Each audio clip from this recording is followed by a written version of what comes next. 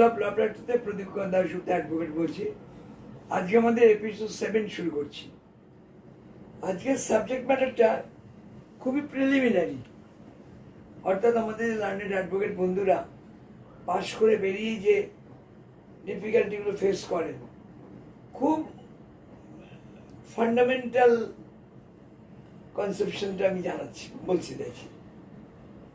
যেমন আমরা যখন কোনো চেম্বার করে বসি, তখন আমাদের কাছে মক্কেল আসে। এবার মক্কেল এসে আমাদের বললো যে আমি একটা মামলা করব। কারণ ধরুন আপনাকে বললো যে বিমল আমার থেকে 2000 টাকা ধার নিয়েছিল কি 20,000 টাকা ধার নিয়েছিল, সেটা ফেরত দেবে বলেছে, কিন্তু ফেরত দিচ্ছে না। আপনি কি সাজেস্ট করবেন? এই মামলাটা দুরকম ভাবে করা যায়, ক্রিমিনাল অর্থাৎ ফৌজদারি, আর সিভিল অর্থাৎ দেওয়ানি। সিভিল মোকদ্দমা যদি আপনি করেন, তাহলে আপনাকে যেতে হবে সিভিল কোর্টে। সেখানে গিয়ে আপনাকে মানি স্যুট ফাইল করতে হবে। এই মানি স্যুট ব্যাপারটা কি? মানি স্যুট ব্যাপারটা ইজ এ স্যুট। একটা স্যুট বলতে আমরা কি বুঝি? Suit allegation. আমরা যে লিখিত ভাবে জানাচ্ছি আদালতকে, সেটাকে বলা হয় suit in case of civil, আর ক্রিমিনাল বলে এটা কেস। তাহলে আপনি ক্রিমিনাল নিয়ে যাবেন না সিভিলে নিয়ে যাবেন, সেটা আপনার বিষয় ব্যক্তি। কিন্তু একটা কথা মাথায় রাখবেন, ক্রিমিনালে গেলে কিন্তু সে টাকা ফেরত পাবে না। সে 2 লক্ষ টাকাও তৎসব করে থাকে, তাকে ক্রিমিনাল কোর্ট বলতে পারবে না যে তুমি টাকাটা তাকে ফেরত দিয়ে দাও। ক্রিমিনাল কোর্ট কি বলবে? তুমি এই অন্যায়টা করেছো, তোমার এই অন্যায়টা প্রমাণিত হয়েছে, তুমি তার জন্য সাজা পাবে। টাকা ফেরত দেওয়ার গল্প নেই। টাকা ফেরত দেওয়ার গল্প কোথায় থাকবে? যখন আপনি মোকদ্দমাটা আপনার মক্কেলের জন্য দেওয়ানি কোর্টে নিয়ে যাবেন, তখন সেখানে টাকা ফেরত পাওয়ার ব্যাপারটা থাকবে। দেওয়ানি মোকদ্দমায় আপনাকে যে লিখিত দরখাস্ত ফাইল করতে হবে, সেটাকে বলে প্লেইন্ট, PLAINT, প্লেইন্ট। আমি একটু এই জায়গাটা ক্লিয়ার করে দিই। সিভিল আর ক্রিমিনালে, সিভিলে যেমন বলে প্লেইন্ট, ক্রিমিনালে বলে complaint petition. At the same time, ধরুন আমি যদি বলি যে সিভিল কেস বা সিভিল স্যুট, ক্রিমিনাল হবে ক্রিমিনাল কেস। সেটা হচ্ছে আমরা ক্রিমিনাল স্যুট বলবো না কিন্তু কখনো, ক্রিমিনাল কেস। এবার ধরুন যে মকদ্দমাটা ফাইল করছে, যে সিভিলে ফাইল করছে, তাকে বলা হয় প্লেইন্টিফ, PLAINTIFF, প্লেইন্টিফ। অর্থাৎ যে প্লেইন্ট ফাইল করছে সে প্লেইন্টিফ। আর ক্রিমিনাল যদি মকদ্দমা যে ফাইল করছে, তাকে কি বলা হচ্ছে? তাকে বলা হচ্ছে কমপ্লেনেন্ট পিটিশনার। আচ্ছা, যার বিরুদ্ধে ফাইল হচ্ছে, সিভিলে যার বিরুদ্ধে ফাইল হচ্ছে, তাকে বলা হচ্ছে কি? তাকে বলা হচ্ছে ডিফেন্ডেন্ট, যার বিরুদ্ধে ফাইল করছে। আর ক্রিমিনালে যার বিরুদ্ধে ফাইল হচ্ছে, তাকে বলা হচ্ছে অ্যাকিউজ পারসন। কেমন?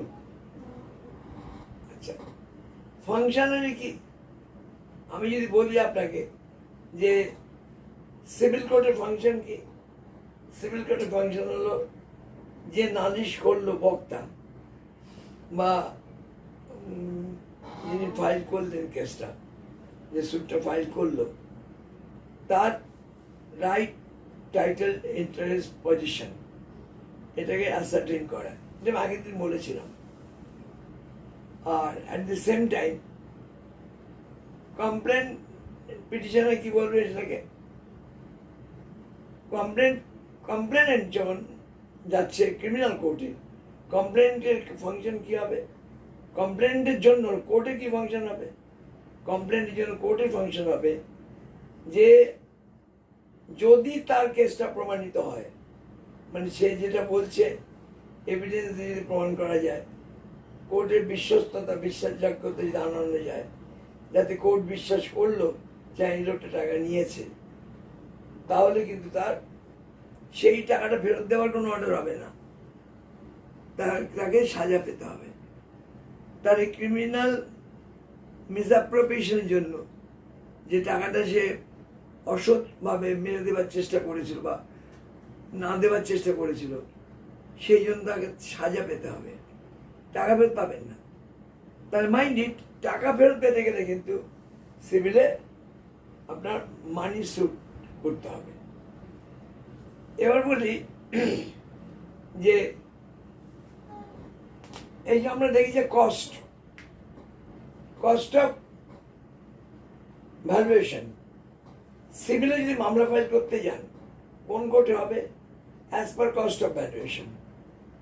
বলতে গেলে আপনি সিভিলতে সবসময় জমি জমা নিয়ে হয়, তো এই জমি জমার যে প্রপার্টিটা, অর্থাৎ যে প্রপার্টি, জমি জমা হোক, বাড়ি হোক, টাকা হোক, যে অ্যামাউন্ট, ওই অ্যামাউন্টটার যে হবে সেই অ্যামাউন্ট অনুপাতে আপনার সিভিল কোর্ট ফিজ অ্যাক্টে বলা আছে যে কত কোর্ট ফি আপনাকে দিতে হবে ওই টাকা উদ্ধারের জন্য, ওই জমি উদ্ধারের জন্য। অ্যাকর্ডিংলি আপনি সেই জমির জন্য ভ্যালুয়েশন অনুযায়ী আপনি যেন কোর্ট ফি দেবেন। আর ক্রিমিনালে ওটা হয় কি, দেখা যায় যেটা যে আপনার সমস্ত ক্রিমিনাল কেসই, আচ্ছা আরেকটা কথা বলে নিই, এই যে সিভিল সুটে যে আপনি বললাম টাকার কথা, এই টাকার অঙ্কের কতগুলো স্ল্যাব আছে। একটা পার্টিকুলার স্ল্যাবের জন্য একটা কোর্ট, ধরুন সিভিল কোর্ট জুনিয়র ডিভিশন, আর একটা পার্টিকুলার ওই স্ল্যাবটা এক্সিট করে গেলে সিভিল কোর্ট সিনিয়র ডিভিশন। এখন সিভিল কোর্ট সিনিয়র ডিভিশনকে আনলিমিটেড পিকুনিয়ারি জুরিসডিকশন দেওয়া হয়েছে, যার জন্য আপনি একটা পার্টিকুলার অ্যামাউন্টের পর আপনি সিভিল কোর্ট জুনিয়র ডিভিশনে গিয়ে টাকা ফেরত পাওয়ার মামলা করতে পারেন, যদি আপনি মনে করেন যে আমি টাকাটা ফেরত চাই। আর যদি অন্য লোকের সাজা চাই, তাহলে আপনি ক্রিমিনাল মিসঅ্যাপ্রোপ্রিয়েশন অফ মানির জন্য ক্রিমিনাল কেস স্টার্ট করতে পারেন।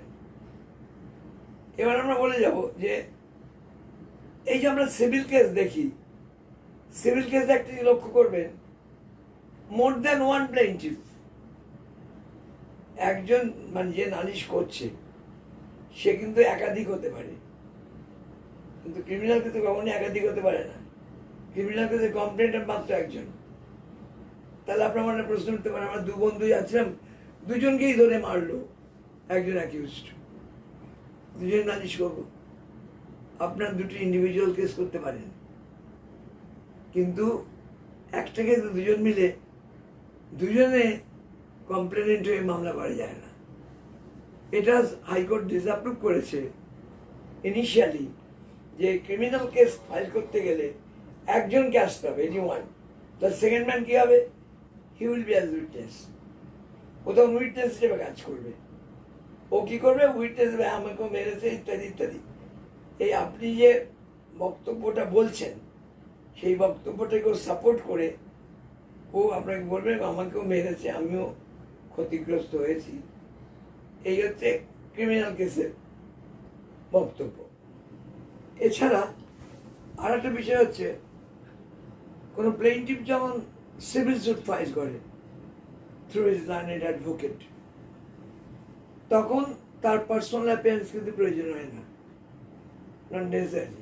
সে আসতে পারে কোর্টে দেখার জন্য, হলো কি না হলো, কেসটা কীভাবে ফাইল হচ্ছে, কিন্তু নট ম্যান্ডেটরি। কিন্তু ক্রিমিনাল কেসে যখন আপনার কমপ্লেনেন্ট এসে কেস ফাইল করছে ক্রিমিনাল কোর্টে, তখন সে ক্রিমিনাল কোর্টে কিন্তু কমপ্লেনেন্টকে আসতেই হয়, ইটস এ কম্পালসারি। কমপ্লেনেন্টকে এসে কাঠগড়ায় দাঁড়িয়ে বলতে হয় যে কী কী ঘটনা ঘটেছিল, এবং সেই মতো তার যে সাক্ষী থাকে সে নেমে যাবার পর তার সাক্ষী আবার ওই একই কথা যদি তাকে সাপোর্ট করে, তখন কোর্ট ওই বিষয়বস্তুটার কগনিজেন্স নেন।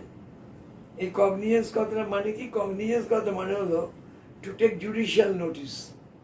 মানে কোর্ট তখন একটা জায়গায় এলো, যেটাকে আমরা বলি প্রাইমা ফেসি। প্রাইমা ফেসি কথাটা মানে কি? প্রাইমা ফেসি মানে মনে হচ্ছে অনেকটা ঘটনা ঘটলেও ঘটতে পারে, মানে একবার ফেলে দেওয়ার মতো নয়। প্রাইমা ফেসি, সেই প্রাইমা ফেসি অনুযায়ী কোর্ট তখন একটা সামেন্স ইস্যু করে। এটা ক্রিমিনাল কেসে। কিন্তু সিভিল কেসে সিম্পলি কেসটা ফাইল হয়ে যায়, সুটটা ফাইল করে দেওয়া হয় এবং সমন ইত্যাদি সব চলে যায় ডিপেন্ডেন্টের কাছে। তারা পেয়ে এসে অ্যাপিয়ার করে। তারা অ্যাপিয়ার করে কি করে? তারা প্রথমে ডিপেন্ডেন্ট কোর্টে অ্যাপিয়ার করেই তারা বলে যে আমি এই কেসটাকে কন্টেস্ট করব by filing my WS written statement, লিখিত জবাব দিয়ে আমি এই সুটটা কন্টেস্ট করব, কারণ প্লেন্টিভ যা বলতে চাও মিথ্যে কথা। তারপর যে লিখিত জবাব দেয়। At the same time criminal কেসের সমন পেয়ে যখন অ্যাকিউজ পারসন আসেন কোর্টে, তিনি এসে কিন্তু প্রথমে বেল প্রেয়ার করেন যে আমাকে একটা জামিন দাও। কারণ হচ্ছে যে কোনো ক্রিমিনাল কোর্ট যদি তার জুরিসডিকশন এক্সারসাইজ করে upon any citizen, he becomes accused person. He is not guilty, but accused person, he is considered to be accused person. সেই কারণে সে অ্যাকিউজ পারসন তাকে বেল চাইবে, আমাকে একটা বেল গ্র্যান্ট করো এবং আমি এইটা কন্টেস্ট করব। এটা হচ্ছে ক্রিমিনাল কেসের বিষয়বস্তু। আর যদি না আসে সিভিল কেসে, ধরে নাম সমন পেল, সমন্স পেয়ে ডিফেন্ডেন্ট এলো না, কোর্ট প্রথমে তার রেকর্ড থেকে, রেকর্ড কাকে বলে? কোর্ট রেকর্ড কাকে বলে? রেকর্ড বলে আপনি যে পিটিশনটা ফাইল করছেন তখন যে পিটিশনটা ভাঁজ করে রেখে দেওয়া এবং উপরে নাম্বার লিখে সেটা কোর্টের যে অফিস আছে সে অফিসের থাকে উইথ নাম্বার, কেস নাম্বার পড়লে সে নাম্বার অনুযায়ী কোর্ট সেই রেকর্ডে আগে দেখবে যে আপনি সমনটা পেয়েছেন কিনা। কিভাবে দেখবে? সিভিল সুটের সমন যায় দুভাবে। যেমন ফর এন এক্সাম্পল, আপনি যদি সিভিল সুট ফাইল করেন আর আপনার সিভিল সুট ফাইল করার পরেই সেখানে আপনাকে সমন করার অর্ডার দেবে কোর্ট। কিভাবে? একই সেট অফ সামান্স। সামান্স বলতে কি বোঝেন? সমন বলতে বোঝেন একটা কোর্টের ডিরেকশন, যে আপনি অত তারিখে কোর্টে আসবেন, সেই ডিরেকশনের সাথে আপনার প্লেনটাকে একটা কপি জুড়ে দেওয়া হয়। মানে আপনি নালিশটা কি করেছেন সেটা যাতে অপরপক্ষ বুঝতে পারে, ডিপেন্ডেন্ট বুঝতে পারে এবং সেই তারিখে আপনাকে আসতে বলা হয়। এই একটা সমন, এটা যায় by register with any post. Similar same exactly আর একটা সমন, সেটা যায় কোর্টের যে প্রসেস সার্ভার পেয়াদা বা কোর্টের যারা মানে যারা নিয়ে যায় সমন, সেই তারা নিয়ে গিয়ে বাড়িতে পৌঁছে দিয়ে আসে। সমনটা তাহলে সিভিল কোর্টের সমনটা দুভাবে যায়। একই সমন দুভাবে যাচ্ছে। একটা যাচ্ছে by register with any post, similar same একই জিনিস। আর একটা যাচ্ছে আপনার by process server. Process server কাকে বলে? যারা নাকি এই সমনটাকে পাঠিয়ে দেয়। আচ্ছা, এইবার বলবো যে যদি না আসে তাহলে সিভিল সুটে আপনার ডিপেন্ডেন্ট সমন পাওয়া সত্ত্বেও এলো না, কোর্ট প্রথমে একটা শোকজ করতে পারে, নাও করতে পারে। না করে কোর্ট যখন দেখলো ডিপেন্ডেন্ট পাওয়া সত্ত্বেও আসেনি, তখন এক্স পার্টি ফিক্স করে এক্স পার্টি, EXPARTE, TY না, কিন্তু পার্টি না, এক্স পার্টি, এটা ল্যাটিন ওয়ার্ড। এক্স পার্টি কথার মানে কি? এক্স পার্টি কথার মানে হচ্ছে একতরফা। অর্থাৎ আপনি যখন নিলেন না, তার মানে কোর্ট ধরে নিল ওর মধ্যে যা লেখা আছে, আপনি যেহেতু পেয়েছেন, আপনি সব জানেন, এবং সেই জন্য আপনার বিরুদ্ধে যে ভদ্রলোক কেস করেছেন প্লেন্টিফ, তার ফেভারে সেই এক্স পার্টির রায়টা চলে যায়। তিনি যা বলেন কোর্ট সেটাই মেনে নেয়, কারণ কোনো অপোজিশন নেই, তো কোনো অপোজিশন নেই। কারণ আপনি তো WS বা রিটেন স্টেটমেন্ট দিয়ে বলতে যাননি যে আমি এটা কন্টেস্ট করবো, আমাকে সময় দাও। আপনি জানিনি কোর্টে, তখন এক্স পার্টি হয়ে যায়। এক্স পার্টি মানে একতরফা ডিগ্রি হয়। আর যদি ক্রিমিনাল কেসে না যায়, ধরুন ক্রিমিনাল কেসে 21% সমনটা পেলো কিন্তু গেল না, কোনো স্টেপও নিল না, তখন কি হয়? তখন যদি দেখে যে জুডিশিয়াল ম্যাজিস্ট্রেট যে না, এ তো সমনটা পেয়েছে, কারণ তার রিটার্নটা এসেছে, প্রসেসর যে তাকে দিয়ে এসছে, সই করে নিয়েছে, সেই রিটার্নটা দেখার পর তিনি তখন দুটো অপশন আছে তার কাছে। একটা হলো এই যে আমি প্রথম বললাম, এটা আপনি বেল চাইবেন, আপনাকে জামিনে মুক্ত করবে, কারণ ক্রিমিনাল কেসে অ্যাপিয়ার করি 21% বেল চাইবে। এবার জামিনে মুক্ত করবে বলেছিলাম, এই জামিনে মুক্ত গল্পটা একটু বলে নিই। জামিনটা কি জিনিস? জামিনটা হচ্ছে, আপনাকে তো কোর্ট বললো 500 রুপিস আপনাকে বন্ড দেওয়া হলো, আপনাকে প্রথমে কোর্ট কাস্টডি নিয়ে নেবে, আপনি গেলেই নেয় না, কিন্তু অর্ডার শিটে লেখা থাকে the accused person is taken into custody, subsequently his learned advocate pray for bail allowed, 500 rupees bond with surety or not surety, যাই হোক 500 rupees bond। এই যে অর্ডারটা হলো, আপনি একটা বন্ড ফার্নিশ করছেন, কাকে দিয়ে? সিউরিটিকে দিয়ে।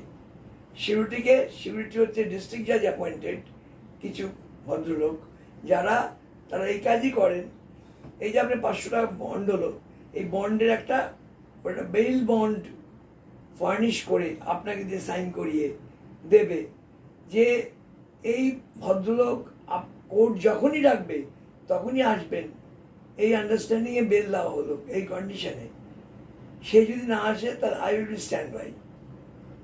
তা সে যদি না আসে, এবার কোর্টে তার দুটো অপশন হলো, একটা সিউরিটি, এই সিউরিটি বলছি যারা বন্ডটা দেন তাদের সিউরিটি বলে, সিউরিটি টু কল ফর, মানে সিউরিটিকে ডেকে পাঠায় যে আপনার আসামি কিন্তু আসেনি, আপনি ওই 500 টাকাটা কোর্টে জমা দেবেন আইদার, অথবা কোর্ট এটা না করে ডাইরেক্টলি তার এগেনস্টে ওয়ারেন্ট ইস্যু করে দেয়। যদিও প্রথমটাই প্রেফার্ড, প্রথমটাই করা উচিত প্রত্যেকটা কোর্টে, অনেক কোর্ট করেন না এটা, তারা প্রথমেই ওয়ারেন্ট করে দেন, কিন্তু সিউরিটির শোকজ হওয়া উচিত, সিউরিটিকে শোকজ করা উচিত, কেন আমি ওয়ারেন্ট করবো না, তুমি কারণ দেখাও, বা তুমি টাকাটা জমা দেবে না কেন। তা এই ওয়ারেন্ট অ্যারেস্ট হলে, ওয়ারেন্টটাকে আবার to be executed by home, সেটা কোর্ট আবার লিখে দেবে, কিন্তু কে execute over warrant? Police, panchayat, আমি, আপনি, লেখা থাকবে সেটা, হয়তো লেখা OC Narendrapur PS is directed to execute the warrant। এবার পুলিশ গিয়ে তাকে ধরে নিয়ে কোর্টে প্রোডাকশন করলো, এইবার কেস আবার আরম্ভ হলো, সে তখন বেল পেলো কি পেলো না, সে তার একটা চ্যাপ্টার। এখানে যখন কথা উঠলো তখন একটা কথা বলে রাখি, ক্রিমিনাল কেস দুভাবে হয়, একটা হলো প্রাইভেট কমপ্লেইন, আমি এখন যেটা বললাম প্রাইভেট কমপ্লেইনের কথা বললাম, আর একটা হয় সেটা হচ্ছে আপনার পুলিশ কমপ্লেইন না, পুলিশ ইনফরমেশন। প্রাইভেট কমপ্লেইন আমরা কেন বলছি? কোর্টের কাছে আপনি যখনই কোন নালিশ করবেন সেটা বলা হচ্ছে কমপ্লেইন, থানার কাছে যে নালিশ করবেন তখন সেটা হচ্ছে ইনফরমেশন, কমপ্লেইন না। থানা কিন্তু কমপ্লেইন লিখতে পারে না, উচিত না লেখা, বেআইনি। কারণ কমপ্লেইন একমাত্র ম্যাজিস্ট্রেট নিতে পারেন, থানা কমপ্লেইন নেয় না। থানা নেয় ইনফরমেশন, থানা ইনফরমেশন রেকর্ড করে। ইনফরমেশন কিভাবে রেকর্ড করে? আপনি যখন প্রথমে থানায় গেলেন, আপনার একটা জিডি এন্ট্রি হলো। জিডি এন্ট্রি মানে কি বলতে চাইছি? জিডি এন্ট্রি মানে বলতে চাইছি জেনারেল ডায়েরি এন্ট্রি। এটা ক্রিমিনাল প্রসিডিওর কোডে বর্তমানে যেটা 155 অফ সিআরপিসিতে বলা আছে যে জিডি এন্ট্রি কাকে বলে। প্রথমে একটা জিডি এন্ট্রি হলো, একটা বুক থাকে, সে বইয়ের মধ্যে আপনি যা যা বলছেন সেগুলো লেখা হয়, যে আমাকে মিস্টার এক্স মারধর করেছে ইত্যাদি, তার জন্য রক্তাক্ত জখম হয়েছি, আমার হাসপাতালে যেতে হয়েছে, হাসপাতাল রিপোর্ট, আপনি সব দিন নালিশ করলেন। এবার ওই জিডি এন্ট্রিটার থেকে থানা একটা এফআইআর ড্র করবে। What is FIR? First information report. First information report বলতে আমরা কি বুঝি? এটা 154 অফ সিআরপিসিতে বলা আছে first information report. First information report মানে মাইন্ড ইট, যখন এই যে আপনি অফেন্সটা গিয়ে কোর্টকে ডিসক্লোজ করলেন, আপনার আদার সাইড অফেন্স, সে অফেন্সটা দুভাবে দেখা যায়। একটা হলো কগনিজেবল অফেন্স আর non cognizable offence. Cognizable offence কাকে বলছে? কগনিজেবল অফেন্স বলছে যে অফেন্সে without any permission of the court police can start investigation. আর নন কগনিজেবল অফেন্স বলছে without the permission of the court police cannot start any investigation. তাহলে আমরা দেখলাম যে কগনিজেবল নন কগনিজেবল দুটো কেস হয়। নন কগনিজেবল কেসটা যেটা হয় সেটা জিডি এন্ট্রিতে নোট থাকে, আর কগনিজেবল কেস যেটা হয় সেটা এফআইআর নোট থাকে। এবার এফআইআর কথাটা মানে কি? FIR start the investigation. FIR is the switch off investigation. আপনি যখন এফআইআর করলেন তখন ইনভেস্টিগেশন স্টার্ট হয়ে গেল। ইনভেস্টিগেশন কে করতে পারে? থানা। থানার কে? বড়বাবু না। বড়বাবু করতে পারে, করেন না। করে সাধারণত not less than the post of SI, sub inspector, inspector, sub inspector, assistant sub inspector, constable, এবার সিরিয়ালি এসছে। তা any sub inspector as investigating officer আপনার কেসটাকে ইনভেস্টিগেট করতে পারে। এই ইনভেস্টিগেশন কথা মানে কি? Rush to the place of occurrence, ছুটে যাবে সেখানে প্লেস অফ অকারেন্সে। He will see what happened.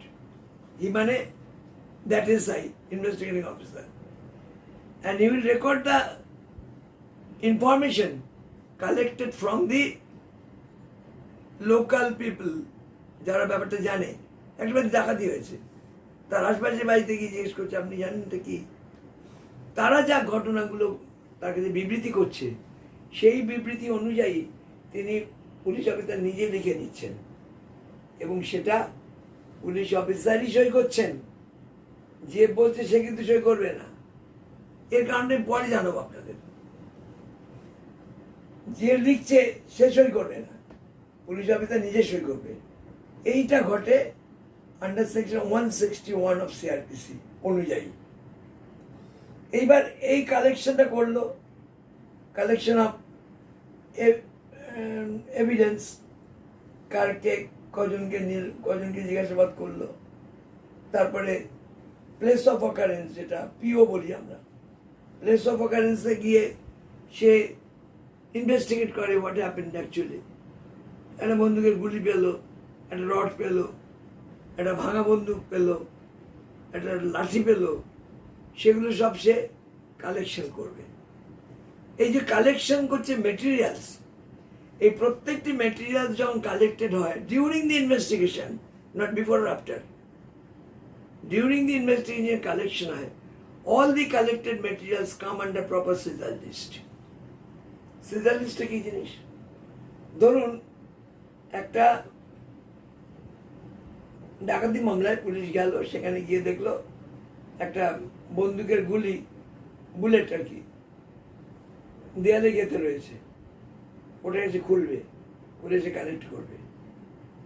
একটা ভাঙা বাট বন্দুকের, ওটা কালেক্ট করবে। কিছুটা ব্লাড পড়ে আছে, সে ব্লাড স্যাম্পলস কালেক্ট করবে। পায়ের ছাপ, তখন সে ফুটপ্রিন্ট কালেক্ট করবে, সে কালেক্ট করবে। এগুলো আমি একটু বলে নিই আপনাকে। পুলিশ অফিসার তখন ফরেন্সিক সায়েন্স ল্যাবরেটরিকে খবর দিয়ে দেয়। ফরেন্সিক সায়েন্স ল্যাবরেটরি এক্সপার্ট আসেন, সেখানে ফিঙ্গারপ্রিন্ট, ফুটপ্রিন্ট এবং আদার্স যত কিছু সম্ভাবনাময় জিনিসগুলো থাকে, ব্লাড টেস্ট ইত্যাদি ইত্যাদি। যদি পয়জন থাকে পয়জন, অ্যাজ পার কেস যেমন হয়ে থাকে সেই অনুযায়ী ফরেন্সিক এক্সপার্ট এসে ওগুলো কালেক্ট করবে। এই কালেকশনগুলো নিয়ে তারা যাবেন, তারা সেগুলো নিয়ে চলে যাবেন এবং সেই রিপোর্টগুলো আমার পুলিশ অফিসার পরবর্তীকালে কালেক্ট করবে। এইবার arrest is the part of investigation. কেন বললাম কথাটা?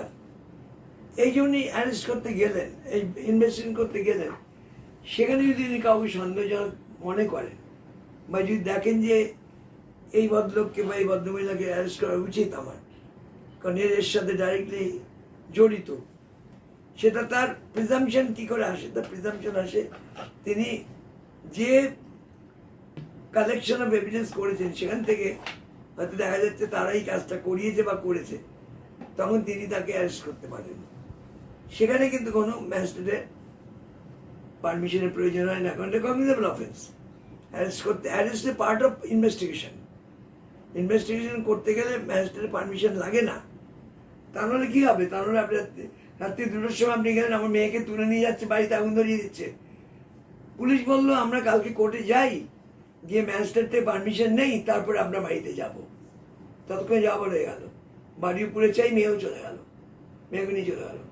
ওই জন্য এই নিয়মটা হয়েছে যে যখন কগনিজেবল অফেন্স হবে তখন আপনার immediately police will start investigation, arrest, everything you will do with the permission of the court.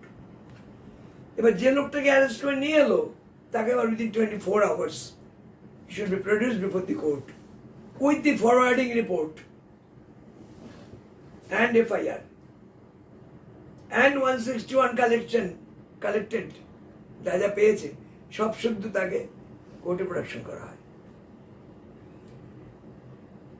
এবার সে বেলের জন্য অ্যাপ্লাই করে। এবার বেল পাবে কি পাবে না, that depends on the learned magistrate. কোথায় প্রোডাকশন করে? মাইন্ড ইট, যে কোনো কেস, একটা থাপ্পড় মারা থেকে আরম্ভ করে পেটে ছুরি মেরে খুন করে ফেলা, ফার্স্ট ইনিশিয়ালি সে অ্যাপিয়ার হবে chief judicial magistrate of the court, chief CGM এর কাছে অ্যাপিয়ার করবে।